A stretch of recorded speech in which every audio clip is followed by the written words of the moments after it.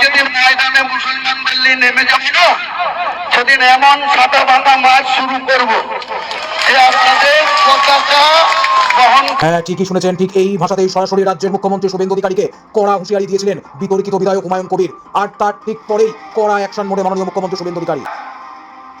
সময় এসেছে এই ধরনের লোকে সবক শেখানোর। আপনাকে আমি পরিষ্কার বলছি, মমতা ব্যানার্জি মুখ্যমন্ত্রী নন। আপনি দুর্বল মুখ্যমন্ত্রী পেয়ে যা খুশি করেছেন, যা খুশি বলেছেন।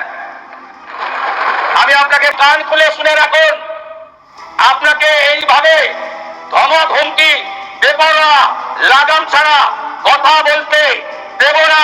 পুষ্পা ঝুঁকে গেনি, এমন ঝোঁকা ঝুঁকেছে, খালি পায়ে ছোট প্যান্ট পরে কান ধরে উঠবস করতে করতে যাচ্ছে। এখন এটা ওর শেষ বক্তব্য, ধরে রাখতে পারেন। আমাদের রেজিনগরের এক জনসভা থেকে এমনই বেলাগাম মন্তব্য করে রাজনৈতিক ঝড় তুলেছিলেন হুমায়ুন কবির। শুধু তাই নয়, তিনি জানান কেস বা জেলের ভয় তিনি পান না। বহরমপুর সেন্ট্রাল জেলে 4700 মানুষের বেশি নাকি লোক কাটবে না, এবং সেই কারণেই তিনি দরকার হলে রাস্তায় নামবেন এবং সেটা ভাঙা মার দেবেন। আর এই মন্তব্য সোশ্যাল মিডিয়ায় ভাইরাল হতেই রেড়ে করে উঠেছে গেরুয়া শিবির। আর এবার সরাসরি পশ্চিমবঙ্গ বিধানসভার অধিবেশন থেকে এক হাত নিলেন মাননীয় মুখ্যমন্ত্রী শুভেন্দু অধিকারী এই বিতর্কিত বিধায়ককে। তিনি স্পষ্ট ভাষায় হুঁশিয়ারি দিয়ে ঠিক কি বলেছেন শুনুন। সময় এসেছে এই ধরনের লোকে সবক শেখানোর।